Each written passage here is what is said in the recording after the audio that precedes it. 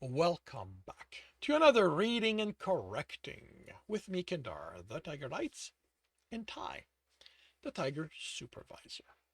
These are where I read a chapter from one of my stories and correct it as I go. If you want to listen to these live, it's every Tuesday morning, 8 a.m. Eastern Time on Twitch. And if you want to support me, that is on my Patreon. Today we are doing chapter 11 of Feeling the Way. As I said, Flint has had a rough time, but those times are behind the city. These days, Flint is a clean city with thriving businesses, clubs I will have to go to once they open, finally, really good food with a local cider producer. I think I could convert Arnold to drinking the stuff. Like any city, Flint has its share of museum, Sloan, Whaley House, the Crossroad Village, and a couple of art galleries. I walk through Sloan because it's a science museum, and it's always interesting to see how they try to fit magic into their understanding of the world, when they even acknowledge it exists. Sloan didn't. I can't blame them. Magic isn't something they can easily test. Most practitioners don't advertise, and those who do, like the thinkers, well, how do you test for magic when it's basically all in their mind? Or would they let you or would they let me have sex to charge up? Let me influence them so they can try to quantify what exactly I do, not that I'd let them. Another problem is that for me and a lot of magic users, it's not just a tool we use, it's part of a belief system. My God gives me these abilities, and there's something sacrilegious about trying to understand how they work. It's literally part of what caused my fathers to rebel against theirs. I stay away from the art installations. I know and understand art. It's Albert's gift, but I'm not an artistic person. My art is sex and I live it. The rest, colors on canvas, moving pictures on screen, even the written word, those aren't for me. And because art is subjective, even knowing what is good art doesn't make me like it.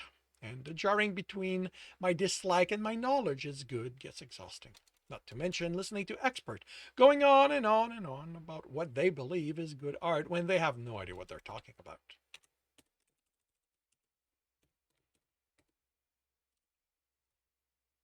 Only once did an argument I got into with one of them over their belief that Rembrandt was nothing but a hack lead to a hot night in bed. I don't have Arnold's predilection for fights or sex afterwards. So I stay away from them, art places I mean. I spent a couple of hours at the Buick Automotive Gallery learning about the company. I did not know it was the precursor to General Motors and one of their brand until the merger with Ford in 28 and the brand was dissolved. I don't know much about cars. I'm a bike guy and mostly a driver of them.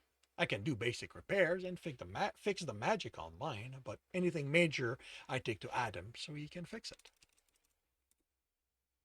By the time I made it to the stepping stones, it was late afternoon. The sky was clear. The sky was clear, a little cool, but it just made wearing my jacket comfortable. And while everything did look man-made, the sound brought me back to the Golden Gate Park, back home. The waterfalls, the kids running around, the families, the happiness. All right, here I need to make a couple of changes because Wyatt needs to be primed for what's coming. And I can't say it outright, but I need to give the right indication.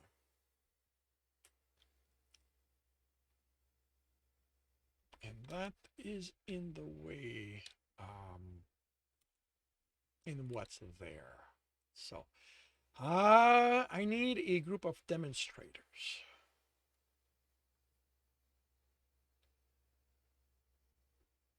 That happens.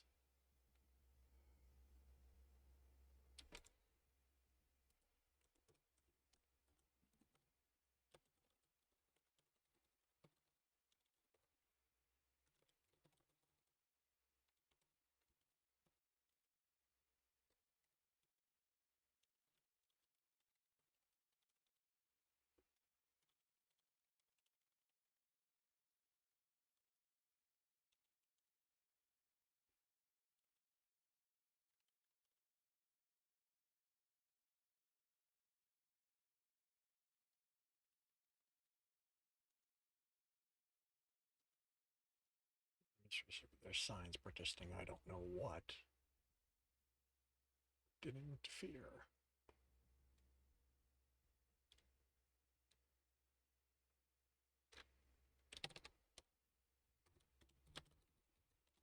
Just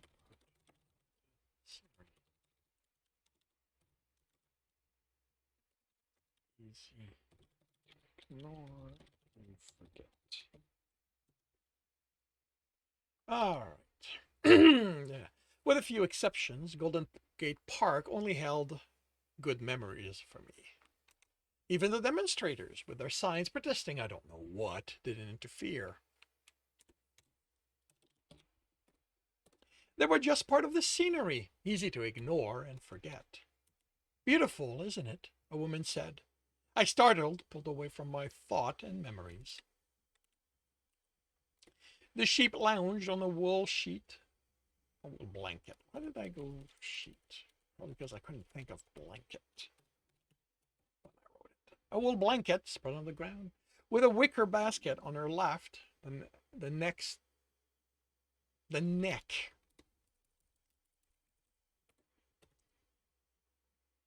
The neck of a wine bottle poking out of the partially open top.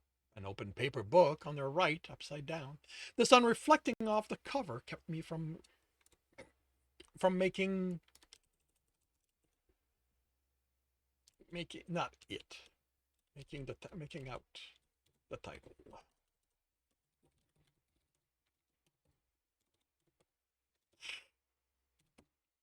Making out the title. She was in her late 50s, maybe early 60s. Her fur still held black.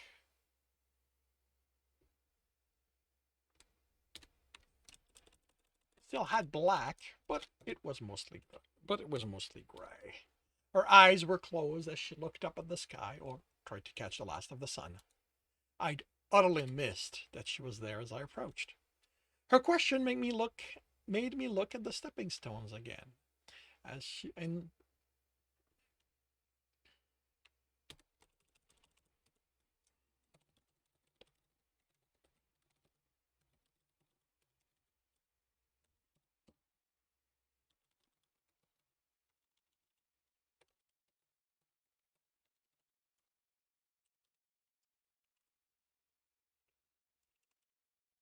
protesters.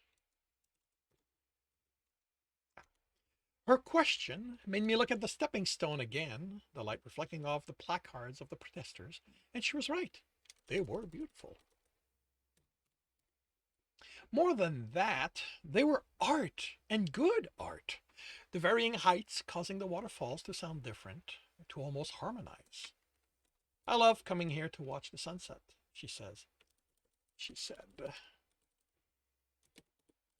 when the light comes, when the lights come on, and that's beautiful. To watch the sun. Okay, then the city. The city lights come on, and that's beautiful in its own right. She was silent. Are you in town to see them? She asked. I looked at her and she smiled.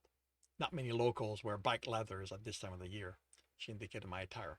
I'm guessing you're somewhere. You're. I'm guessing you're somewhere. You're from. From somewhere to the south. Tennessee? California, but I travel a lot. I answered, looking at the waterfall again. The sunlight was glittering over it and through it, mesmerizing. And I'm just passing the time until a meeting can be arranged. Ah, someone important? Ah, okay. Ah, someone important. I chuckled heartily. I'm just a contact point between others and my family. But this isn't business. I just need to return something. I'd been aware of 6 attempts to liberate the deck of cards at this point. I figured that there had been more since those 6 didn't register as they happened, but afterward. I realized I felt motion on the inside breast pocket where I had the deck. None of them stayed to ask what I was doing with it, which would have let me arrange a meeting with whoever was in charge. Something lost? She asked. I pulled my gaze from the waterfall. Excuse me? You said you were returning something. Is it something someone lost? Not exactly. She picked up the book, turning it as she closed it. I noticed writing, then it was closed and back in the basket. Why don't you sit? You're going to give my neck a You're going to give me neck cramps looking up like that. I sat. The waterfall mist turned into diamonds at his ankles. I hope you won't be offended, she said, pouring herself a glass of wine, but I didn't plan for company. I only have one glass, so I can't share. It's okay. I'm not really a wine drinker. Although Flint has some amazing cider. That we do. She took a sip and placed it on a coaster. On a coaster between us. Wood, I thought, larger than it had to be, but I figured it was for stability. The design painted on it was black and white, abstract. It had an amateurish quality to it that made it more appealing. The kind of thing a grandchild gave. Excuse me? I looked up from it. She'd ask a question, but I'd missed it. She chuckled. I ask what is it you're returning? It must be important if you rolled all the way here and are waiting for someone else to set up the meeting. I took the deck of cards out of my pocket. It's important to someone, I said. That doesn't look like much. It's protective coloring. I guess you could say I don't want it to be stolen. I don't want it to be stolen. I put it back in the pocket. How did you come to have it? You said it wasn't lost. The man who had it attacked me. So it's a trophy. I shook my head. I don't need any reminder of the fight. It's going to stick with me long enough. Then why take it? I turned the deck in my hand, looking at it. To give a message. The man associated with people who ordered him to fight me. I don't think he knew who I was, but he shouldn't pick fights just because he's told to. Because of this, he represents a group of people. If they if he picked on anyone else in my family, he could have started a feud over something that doesn't concern him or the people he represents. Are you sure it doesn't concern those people? She asked. Oh, balls, I said, realizing I hadn't considered that. What if the knives had purposely taken part in that? I hope not. We don't need that kind of aggravation. I just want this to be a misunderstanding so we can both go our separate ways afterward. The world has enough problems as it is. It doesn't need this kind of conflict adding to it. What would the message be? What would be the message? I shrugged. I hadn't really thought about it yet. But it would be something like maybe they need to educate their members as to who the others like them are out there. This isn't like the old days anymore, where we all stuck to our corners in cities and rarely met. Now it's becoming one big melting pot, and if they aren't careful, they're going to get pulled into fights they don't want to deal with. Other people's conflict that's going to force them to reveal themselves. I don't think it's something they want. They have a history of not stepping into the limelight. No threats? She sounded surprised. No, how dare you attack me or my family? Know your place or we'll put you in it? I chuckled. That would have been my grandfather's way of, and the generation before them. If you catch my fathers on a bad day, they might explode like that. But I don't want to start another fight. That's why I'm the one talking with the others and not them. I never go looking for a fight, but I'm able to stand my ground if someone's determined to start one. It's nice to meet one of the younger folks who thinks like that, she said. Gives you hope for the future. Gives you hope the future might not be all fighting and wars. Gods know there's enough of that already going on without us adding to it. Yeah. You think were better when everyone had to stay in the shadows? She asked. That's before my time. But it seems to me we can do more good in the light and the checks to keep us from making the checks to keep us from making things so much worse are more fair, more like that keeping everyone else in check. I suppose that's true. You said the people you are meeting with keep to the shadows. You think they should step into the light? That's not for me to say. It's their faith, not mine. I figure they'll do what they feel is best. I mean, look at the city. It was all accomplished from the shadows, so it's not only bad the guys who hide there. Through Sometimes those people use the light to blind everyone to what they are doing. We were silent as the sun disappeared over the horizon and colored lights came on around the stones. She was right. Oh, I see. Oh, wait a minute. Okay. Oh, I see. Okay. Okay. I need to change something because she was not referring to the city. Uh,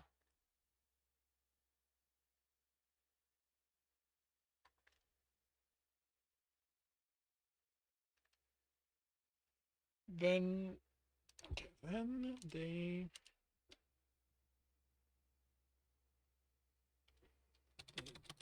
turn on the lights.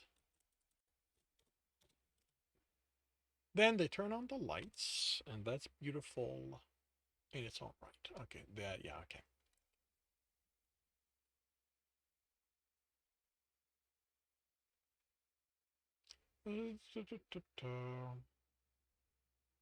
All right. We were silent as the sun disappeared over the horizon and colored lights came on around the stones. She was right. It was beautiful. Well, I wish you luck with your meeting, she said, standing. Why did I capitalize that again? She said, standing. It's getting time for me to head home. She patted my shoulder. You're a good man, Wyatt Orr. And then she was gone.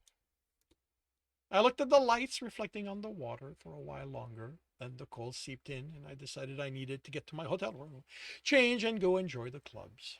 My hand landed on the empty cardboard box as I pushed myself to my feet. It was crushed on the grass.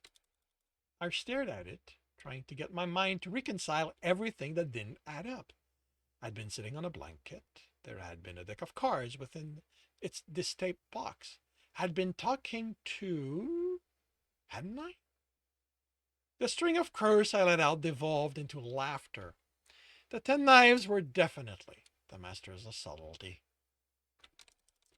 And that concludes chapter 11 of Feeling the Way, as well as arc the end. This concludes arc 1. Of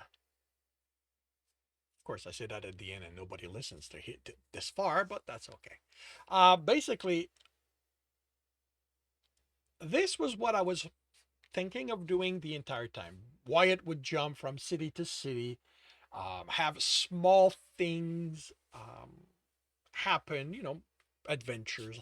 I, I was definitely doing my best to aim for a serialized feel with, something of an overarching story and him having small isolated adventures throughout each of them, like, not, each couple or group of chapters would be a small adventures within that.